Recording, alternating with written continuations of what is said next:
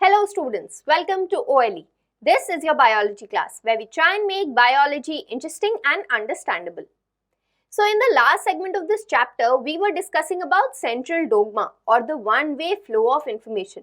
हमने already transcription को cover कर लिया है, which is the process by which mRNA as a messenger of genetic information is created or synthesized on a template of DNA. Right तो हम लोगों ने सारे के सारे प्रोसेस पढ़े थे, मैकेनिज्म पढ़ा था, as well as what machinery is required for transcription. अब हमारा mRNA बन चुका है, राइट. पिछले क्लास में हमने ये भी डिस्कस किया था कि mRNA पे जो कोड लगे होते हैं उसको कैसे डिसाइफर किया गया, and through that deciphering we came up with a genetic code, right. The scientist came up with a genetic code और उसी में सारे के सारे जो अमीनो एसिड्स थे उनके ग्रुप्स बनाए गए या उनके कॉम्बिनेशंस बनाए गए इन ट्रिपलेट्स. तीन का एक कॉम्बिनेशन बनाया गया एंड इट वाज सीन कि वो ट्रिपलेट कोड कौन से अमीनो एसिड के लिए कोड करता है. So we have already covered up all of this. अब हम लोगों ने जब जेनेटिक कोड की बात करी थी तो एक्चुअली हमने उसकी बात इसलिए करी थी क्योंकि आज जो सब टॉपिक हम इंट्रोड्यूस करने वाले हैं उसमें जेनेटिक कोड का बहुत बड़ा हाथ है. So today we are going to be studying about translation, which is the second process which occurs during central dogma. Translation में होता क्या है कि mRNA पे जो कोड लगा होता है उसको पॉलीपेप्टाइड चेन में डिसाइफर करके पॉलीपेप्टाइड चेन बनाई जाती है, right. So that is why it was important कि तुम लोग जेनेटिक कोड के बारे में अच्छे से जान लो. Today we are going to begin with translation.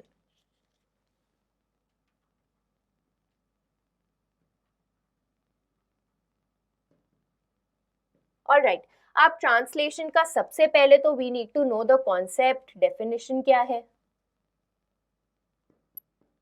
Alright, then we are going to discuss about the steps of translation. देखो जो ट्रांसलेशन होता है ना 4 मेन स्टेप्स में प्रोसीड करता है. So we are going to talk about the steps of translation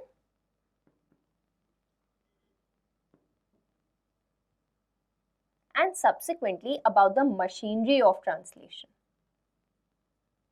as in हमें क्या क्या चाहिए for efficient translation to occur.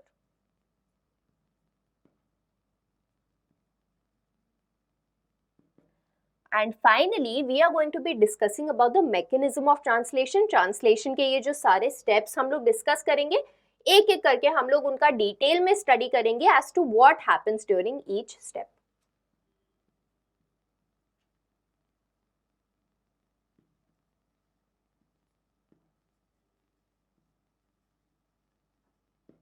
Right? So let us begin. First of all, you should know what is the definition of translation.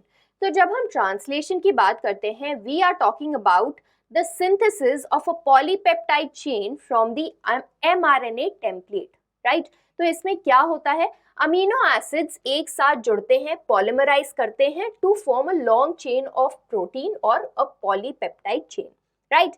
And ये होता किसके ऊपर है या which is the basis for formation of this polypeptide chain. जो mRNA transcription के time पे बना था, that forms the basis of translation, right. So when we talk about the definition of translation, it is the process by which polymerization of amino acids takes place to form a polypeptide chain and it is synthesized on the code which is present on the mRNA, right. तो ये हो गई बात definition की. अब आ जाते हैं steps of translation. देखो हम लोगों ने जब बात करी थी डीएनए से mRNA बनने की, तो हमारे पास कॉम्प्लीमेंट्री बेस पेयरिंग थी और उससे हम लोगों ने बना लिया था mRNA, राइट. लेकिन यहाँ पे क्या हो रहा है, हम लोग जेनेटिक कोड यूज कर रहे हैं, राइट. हम लोग ट्रिपलेट कोड यूज कर रहे हैं और उसी के हिसाब से हम लोग डिसाइफर कर रहे हैं कि कौन सा अमीनो एसिड कौन से कोड के हिसाब से पॉलीपेप्टाइड चेन में कौन सी पोजीशन पे लगेगा, राइट. तो यहाँ के जो स्टेप्स होते हैं ये थोड़े कॉम्प्लिकेटेड होते हैं. There are 4 steps to translation which include first of all activation of amino acid,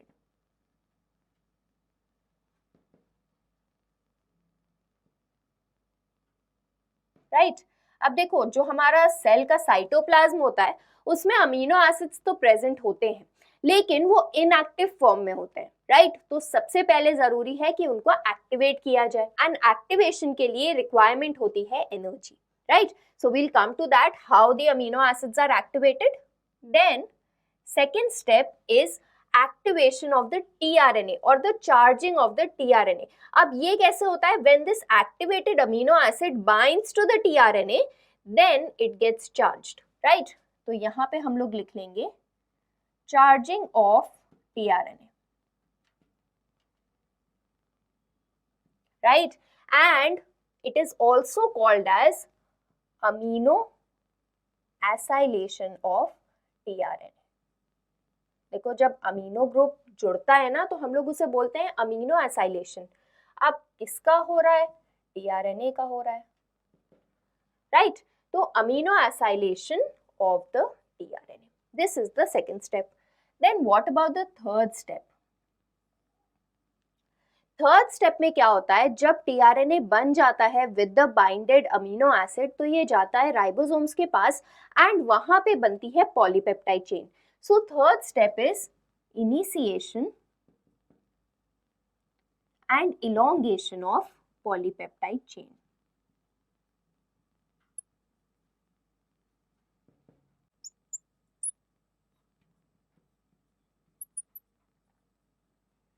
Right, so I'm going to write PP for the polypeptide chain. Then fourth step में obvious सी बात है, जब इनिशिएशन हो गया, elongation हो गया polypeptide chain का, finally termination होना होता है so that translation can stop और जो भी पॉलीपेप्टाइड चेन बनी है उसको निकालकर उसको यूज कर लिया जाए, right? So there is termination, right? So these are the four main steps which lead to final translation of the mRNA into a polypeptide chain. ठीक है, तो ये हम डिस्कस करेंगे when we are discussing about the mechanism of translation. But अभी जरूरी ये है कि हम लोग जान ले कि कौन सी मशीनरी यूज होगी during these 4 steps, right? So let us now focus on machinery of translation. Okay, moving on to the machinery of translation. अब देखो, मशीनरी में ना हम लोग पढ़ेंगे सबसे पहले अबाउट द राइबोसोम्स. तो राइबोसोम्स की अगर बात करें, they are the component of cell जहां पे प्रोटीन सिंथेसिस होता है, तो हम लोग कह सकते हैं they are the site of protein synthesis. तो जाहिर सी बात है ट्रांसलेशन में हम लोग प्रोटीन ही तो बना रहे हैं, राइबोसोम्स का बहुत बड़ा हाथ होगा. Apart from this, obviously we need the amino acids, and from now I'll write the amino acids as AA, right? So amino acids are basically the raw material, ठीक है, जो सबस्ट्रेट है जिसका एक्चुअली पॉलीमराइजेशन करके हम लोगों को protein बनाना है. So obviously we will need amino acids. Then we also need mRNA, the messenger who is carrying the information, right? इसी के पास तो इंफॉर्मेशन है कि कौन सा अमीनो एसिड किसके बाद लगेगा to form the polypeptide chain. तो mRNA की जरूरत है. Apart from this there is the need of enzymes. देखो, हर बायोकेमिकल रिएक्शन के लिए एंजाइम्स तो जरूरी होती ही हैं. यहाँ पे हम लोग 2 बेसिक एंजाइम्स की बात करेंगे. देखो, एक तो होगी जो एक्टिवेशन कराएगी अमीनो एसिड का और फिर उसको बाइंड कराएगी टीआरएनए पे, and that enzyme is called as amino acid acyl tRNA synthetase. ठीक है, तो देखो, तुम दोनों ही काम पे फोकस करो जो ये एंजाइम कर रही है. अमीनो एसिड को एक्टिवेट करके उसका एसाइलेशन कर रही है टीआरएनए से, ठीक है ना? इसीलिए इसको यहाँ पे ये नाम दिया हुआ है. और सिंथेटेज, क्योंकि ये सिंथेसिस कर रही है इस पर्टिकुलर कंपाउंड का, अमीनो एसिड एसाइल टीआरएनए का सिंथेसिस कर रही है, राइट? तो इसलिए इसको ये नाम दिया गया है. Then there is another enzyme which is called as peptide synthetase, और you can also say peptidyl synthetase. और तुम लोग समझ ही गए होंगे, this results in the polymerisation of the amino acid. Amino acid के बीच में पेप्टाइड बॉन्ड फॉर्म करके पॉलीपेप्टाइड चेन बनाती है. So that is why peptide synthetase, peptide का सिंथेसिस करना, ठीक है? So it will form the peptide bond. So this was about the enzyme that you need to focus on. Then also this requires energy. अब देखो, हम लोगों ने जब डीएनए के रेप्लिकेशन की बात की थी तब भी हम लोगों ने एनर्जी की बात की थी. जब हम लोगों ने ट्रांसक्रिप्शन की बात की थी then also we had talked about energy, right. देखो energy is required for this biochemical reaction because actually ये बहुत ज्यादा एनर्जी रिक्वायरिंग प्रोसेस है, बॉन्ड्स बनती ही जानी है एंड लॉन्ग चेन्स बननी है पॉलीपेप्टाइड की, right. So a lot of energy is required. Energy जो होगी वो दो फॉर्म्स में यूज होगी। There is going to be ATP, right, जो कि यूज किया जाएगा for activation of the amino acid, ठीक है ना, and energy from GTP will be used for formation of peptide bond.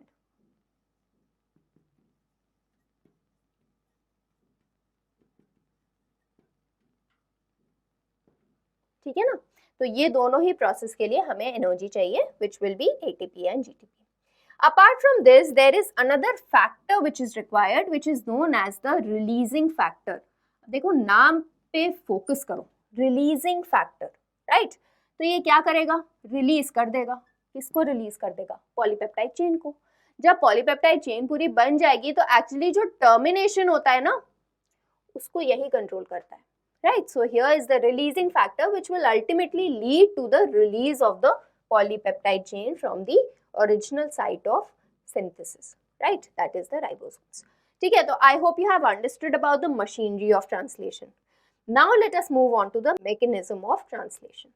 Okay, so talking about the mechanism of translation, अब इसको हम लोग स्टेप वाइज करेंगे। So like I said, the first step is activation of amino acid,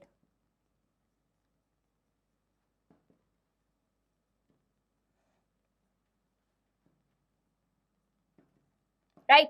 अब ये कैसे होगा, देखो साइटोप्लाज्म में हर टाइप का अमीनो एसिड जरूर होता है but it is in the inactive form, right. So amino acids are inactive in the cytoplasm,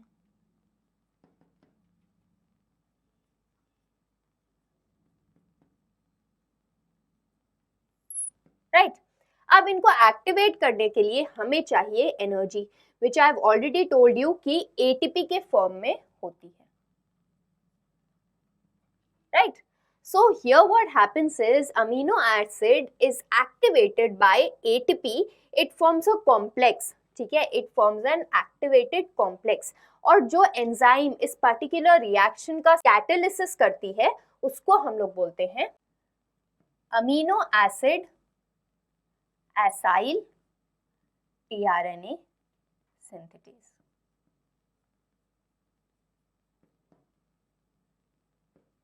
right. अब बनता क्या है, इसको हम लोग लिखेंगे अमीनो एसिड एटीपी कॉम्प्लेक्स, और ये जो कॉम्प्लेक्स बना है दिस इज एक्टिवेटेड कॉम्प्लेक्स, ठीक है ना। तो the focus should be that activation of amino acid requires ATP and the enzyme which is used is amino acid acyl tRNA synthetase, right?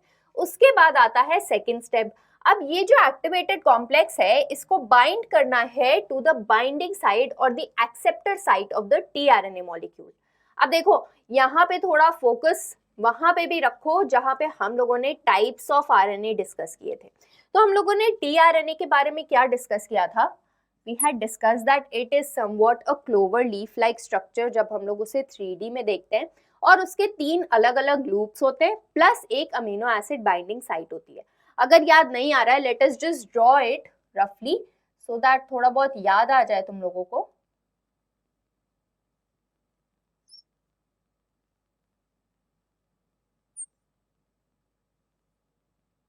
Right, तो कुछ ऐसा स्ट्रक्चर था।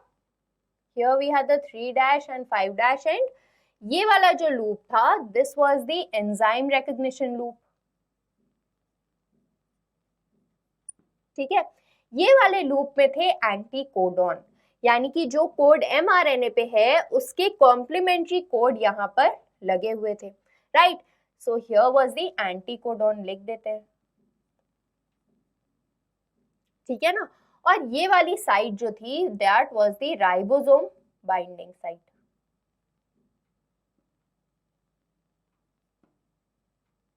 right, and here we had the amino acid acceptor site or amino acid binding site, ठीक है। तो tRNA का basic structure कुछ ऐसा था, राइट? अब इसी को ध्यान में रखना है when we are studying about activation और चार्जिंग ऑफ द टीआरएनए। ठीक, तो सेकेंड स्टेप क्या है हमारा? Second step is charging of tRNA,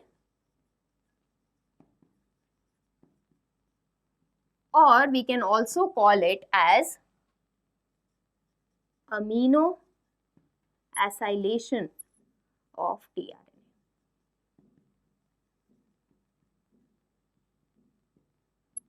ठीक है, अब इस सेकेंड स्टेप के लिए क्या चाहिए?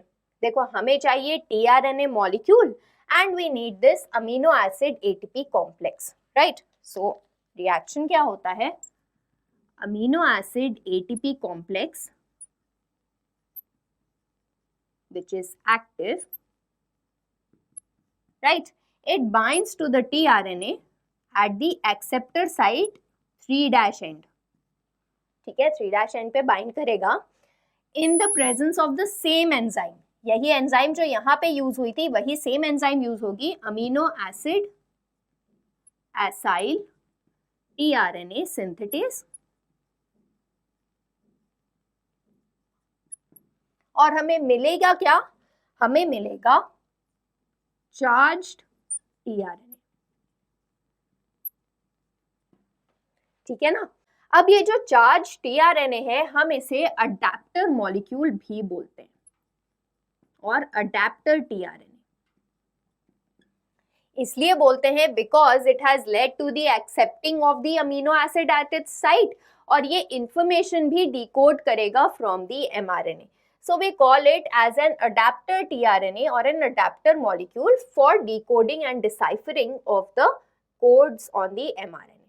ठीक है, उसके बाद अब देखो यहाँ पे फोकस होना चाहिए कि tRNA, ये जो टाइप ऑफ tRNA है, उस पे एक एंटीकोडॉन होगा और उसी के हिसाब से उस पे अमीनो एसिड बाइंड होगा.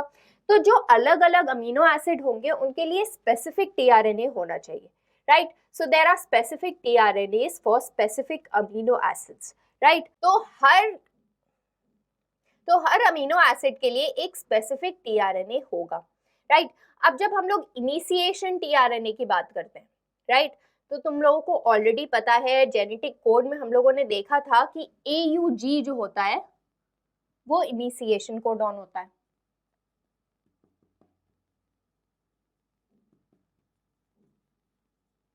Right? And it also codes for methionine, right? हमने इसकी डुअल नेचर की बात करी थी. तो देखो, जो टीआरएनए इनिशिएटर टीआरएनए होगा, ठीक है ना, उसमें जो एंटीकोडॉन होगा वो इसी का एंटी होगा. तो अगर for example this is the initiator tRNA, तो इसमें ए के ऑपोजिट यू, यू के ऑपोजिट ए और जी के ऑपोजिट सी लगा होगा, और इसमें कौन सा अमीनो एसिड आके चिपकेगा, बाइंड होगा? इट विल बी मीथियोनिन, और तब ये बन जाएगा initiator tRNA, right? I hope this is clear. और ऐसे ही स्पेसिफिकली हर अमीनो एसिड के लिए टीआरएनए प्रेजेंट होगा, right? What about the termination codon? अब तुमने ये भी पढ़ा है कि यूएए, यूएजी एंड यूजीए, ये 3 स्टॉप कोडॉन्स होते हैं, राइट? लेकिन ये किसी भी अमीनो एसिड के लिए नहीं कोड कर रहे थे, राइट? तो इनके लिए एक्चुअली टीआरएनए भी नहीं होता है. तो जैसे ही ये वाले कोड्स आते हैं एमआरएनए पे, राइट, टर्मिनेशन हो जाता है without the binding of the tRNA to the ribosome, right? तो टर्मिनेशन के लिए कोई टीआरएनए नहीं होता है, इतना ध्यान रखना. ठीक, अब देखो, इस स्टेप में हम लोगों को चार्ज्ड टीआरएनए मिल गया. अब इस चार्ज टीआरएनए को ले जाया जाएगा to the protein synthesising machinery which is the ribosome, और वहीं उसी साइट पे आगे के स्टेप्स होंगे, राइट? तो ये 2 स्टेप्स आई होप क्लियर है. Now let us move on to the third step which is the formation and elongation of polypeptide chain.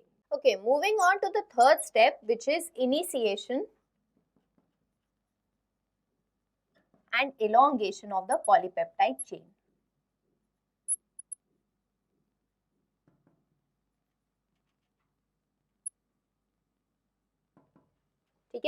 अब देखो, अभी जैसे कि बोला ही कि साइटोप्लाज्म में there are a lot of amino acids which are already present. अब they have been activated and they are sticking to the tRNA. Charging हो गई है tRNA की. So let us make different tRNA. अब तुम्हें already पता है जो 3D structure होता है tRNA का, that is in the form of an inverted L. Right? हम लोग कुछ ऐसा स्ट्रक्चर बनाएंगे ताकि इजी रहे, बस तुम्हें समझ में आए. ठीक है, इस पे लगे होते हैं anti codon, you already know that. Right, and उसी के हिसाब से there are the amino acids which are there. Right, so this one is here, then there is another one here with other anticodons and accordingly an amino acid. Right, फिर एक और बना लेते हैं.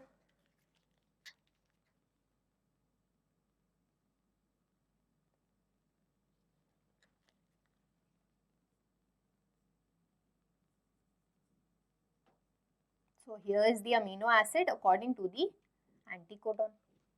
ठीक है, और इनिशिएटर कोडॉन भी होना चाहिए. Right, so we have one codon which is marked UAC at its anticodon site, और उसके ऊपर कौन सा होगा? मिथियोनिन होगा. So let us make this one also.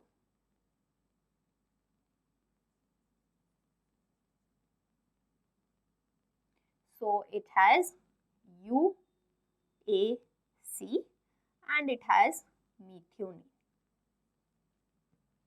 Right, तो ऐसे ही बहुत सारे चार्ज टीआरएनए हमारे साइटोप्लाज्म में होंगे. Right, and you already know कि एमआरएनए को न्यूक्लियस से ट्रांसपोर्ट कर दिया गया है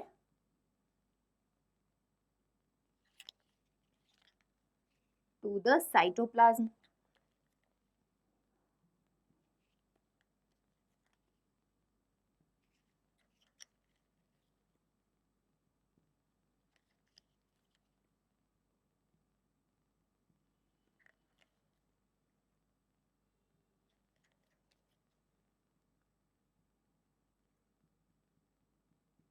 So here the mRNA has been carrying the code from the nucleus to the cytoplasm. तो ये है हमारा mRNA. ठीक है ना.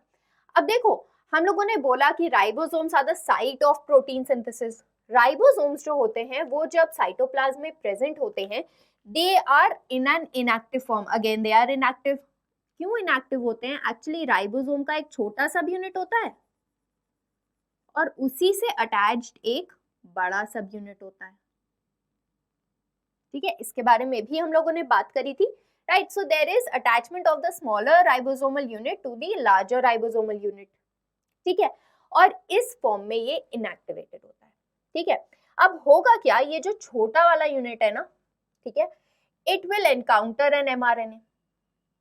जैसे ही ये एमआरएनए को एनकाउंटर करेगा, it will stick to that mRNA और एक्टिवेशन हो जाएगा राइबोसोम का. Right, so for example if it encounters the mRNA,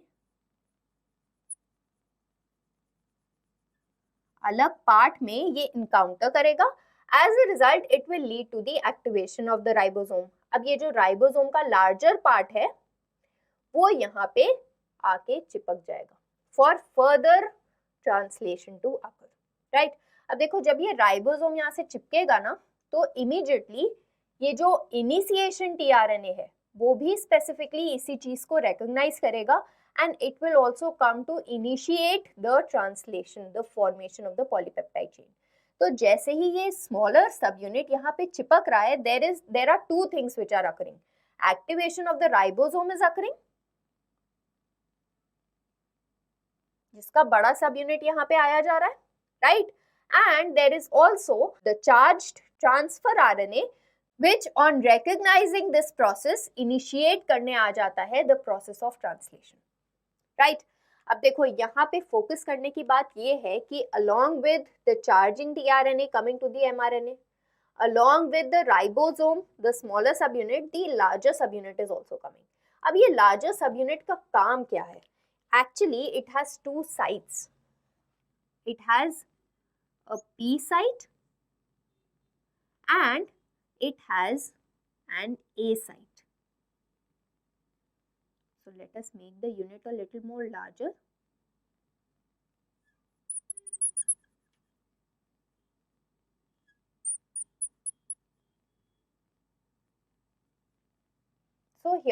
So here we have the two sides, the P and the A side of the larger ribosome. अब काम क्या होना है, जब राइबोसोम यहाँ पे आके अटैच हो जाएगा, the larger subunit it attaches itself, initiator tRNA भी आकर यहाँ पे अटैच हो जाएगा. कौन सी साइड पे अटैच होगा? पी साइड पे अटैच होगा. See I have drawn it with different colours also ताकि तुम कंफ्यूज ना हो. तो यहाँ पे ये जो एंटी कोडॉन है ये मैच करेगा यहाँ के कोड को, ठीक है, ट्रिपलेट कोड को mRNA के ये मैच करेगा, right, and it will come and attach here, right. So this here comes over here.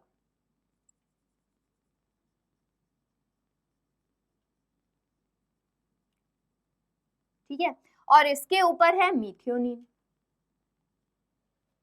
Right. अब जैसे ही आकर ये अटैच हुआ, इनिशिएट हो गया process of translation. So the charged initiation tRNA has come and attached to the subunit and now the translation has initiated, right. अब क्या होगा, अब ये जो सेकेंड साइट है A साइट, वहां पे इसके कोड के हिसाब से एक tRNA आके अटैच करेगा. सो like I have drawn this in green colour, तो यहाँ से ये वाला समझ लो इस कोड को मैच करता है. So the anticodon which is present here matches the code at the A site. तो क्या होगा, अब this is going to come and attach to the A site.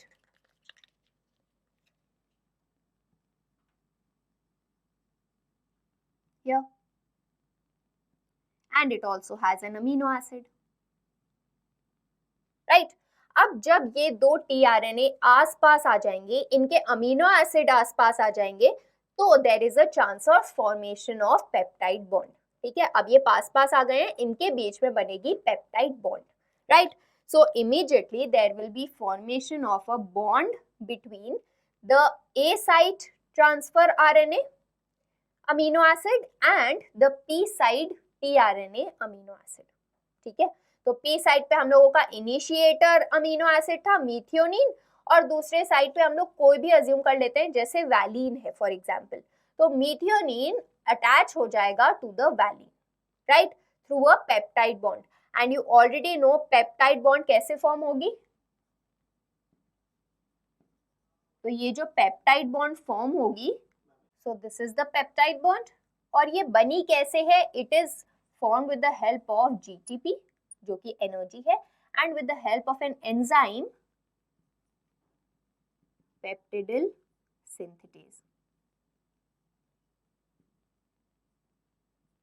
Right. तो पेप्टाइड बॉन्ड के लिए जरूरी है एनर्जी एंड पेप्टिडिल सिंथेटेज. अच्छा, ये जो पेप्टिडिल सिंथेटेज है ये यूकैरियोट्स में होती है. प्रोकैरियोट्स लाइक बैक्टीरिया, उनमें ये जो एंजाइम होती है उसका जो काम होता है वो एक्चुअली 23S RNA कर लेता है. ठीक है, 23S rRNA which is a part of the ribosome, it performs the function of forming the peptide bond also. So actually वो एक राइबोजाइम की तरह एक्ट करता है. हम लोग यहाँ पे लिख लेते हैं the 23S rRNA, right? It acts as an enzyme, as a riboenzyme in bacteria for formation of the peptide bond.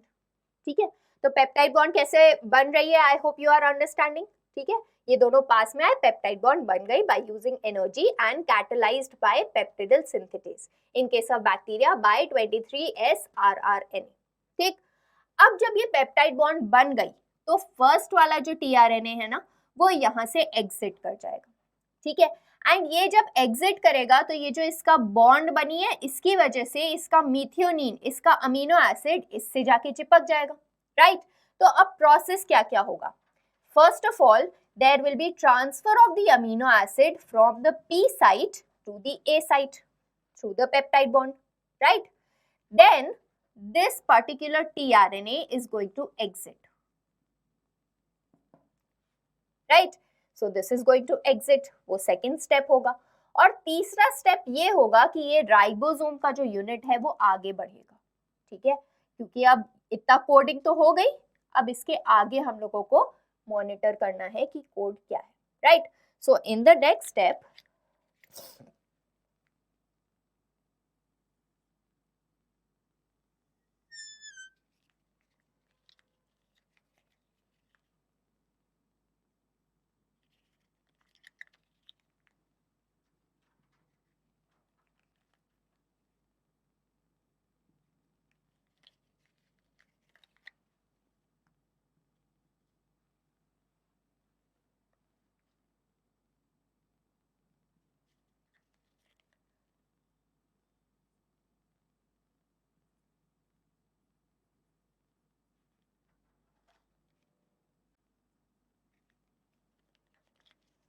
यहाँ पे पेप्टाइड बॉन्ड फॉर्म हुई और इसी के साथ अटैच हो गया है मिथ्योनिन, राइट।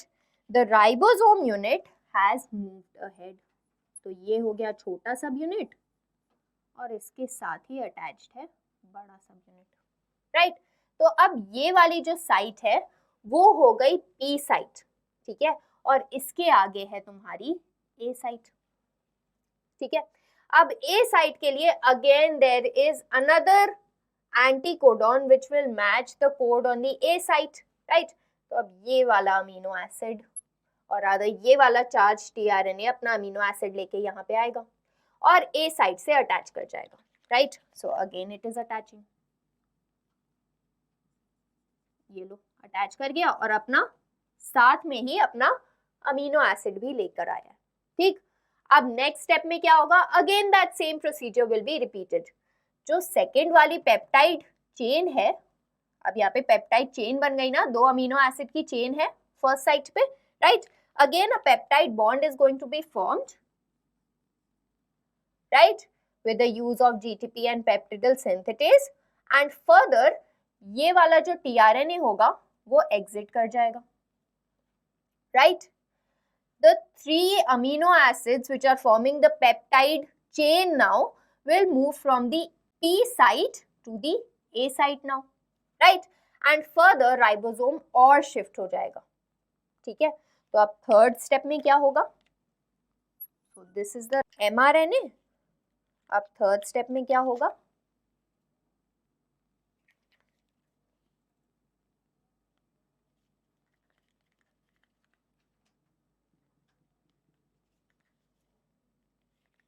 राइबोसोम एक और प्लेस शिफ्ट कर गया,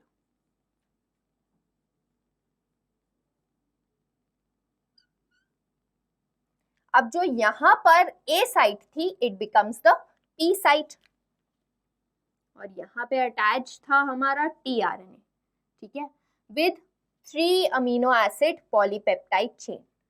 तो एक अमीनो एसिड इसका खुद का, then there is the second amino acid which is attached to it, and then there is a third amino acid जो इनिशिएट किया था ये प्रोसेस, और तीनों अटैच्ड हैं पेप्टाइड बॉन्ड से। फर्दर क्या होगा, अब ये नेक्स्ट कोड रीड किया जाएगा, उसके हिसाब से again the tRNA is going to enter and attach to the A site with the amino acid. Further वही प्रोसेस फिर से होगा, पेप्टाइड बॉन्ड फॉर्म होगी, फिर ये 4 अमीनो एसिड की चेन बन जाएगी, it will move from the P site to the A site, further movement होगा राइबोसोम का, again the tRNA from the P site will exit, and this process is going to continue till the end, till the termination. अब जब termination code आएगा, अब जैसे for example यहाँ पर termination code है UAA है या UAG है या UGA है, राइट। अब जैसे ही यहाँ तक राइबोसोम पहुंचेगा, यहाँ पे एक रिलीजिंग फैक्टर आके अटैच कर जाएगा। सो let us make this with pink. So there will be a releasing factor which will come and attach here.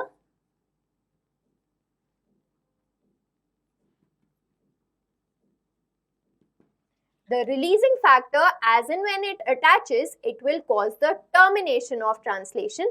वहीं पर translation process रुक जाएगा, ribosomes हट जाएंगे और ये chain यहाँ से निकल जाएगी. So the polypeptide chain formed is going to be released from the mRNA, right? So I hope you have understood the third process also कि initiation कैसे होगा और elongation कैसे होगा, and further the fourth one termination कैसे होगा, with the help of releasing factor, right. तो तुम्हें ऑलरेडी पता है टीआरएनए नहीं है किसी स्टॉप कोडॉन के लिए या टर्मिनेशन कोडॉन के लिए, तो यहाँ पे हम लोग रिलीजिंग फैक्टर को ध्यान में रखेंगे. So this here is the fourth step, which is the termination of translation. Right? I hope you have understood this entire thing. अब जो एक और चीज फोकस की है वो ये है कि ये जो mRNA हमारा बना है ना, हमने जब इसका स्ट्रक्चर पढ़ा था तो हमने बोला था कि ये एक लीनियर मॉलिक्यूल होता है जिसमें एक कोडिंग रीजन होता है और नॉन कोडिंग रीजन्स भी थे, right. So this mRNA, it has a coding region. This here is the coding region and there is also the untranslated region, जो कि ये इनिशिएशन कोडॉन है, इसके जस्ट पहले होता है. So this here will not be translated and it is described as the untranslated region of mRNA.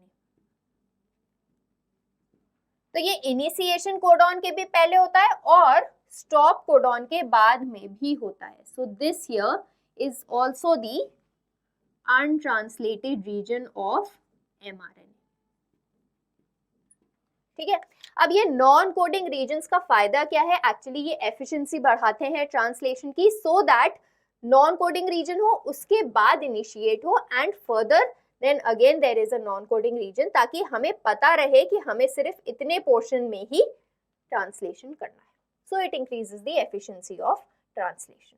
I hope the entire process of translation is now clear to you कि कैसे peptide chain लंबी होती जा रही है and it will finally form the final product of the polypeptide chain or the protein for which this mRNA is coding, right? So I hope this entire process is clear to you. Now I'm going to show you a visual representation of this process so that it might become more clear to you as to what is happening. So you can see here how the tRNAs are coming and peptide chain form hoti ja rahi hai, right? And now you can see the pink releasing factor also which is coming through and yahan pe ho jata hai termination, right? So I hope you have understood about the entire process. We'll meet again in the next class. Till then, revise all this. Stay tuned. Thank you.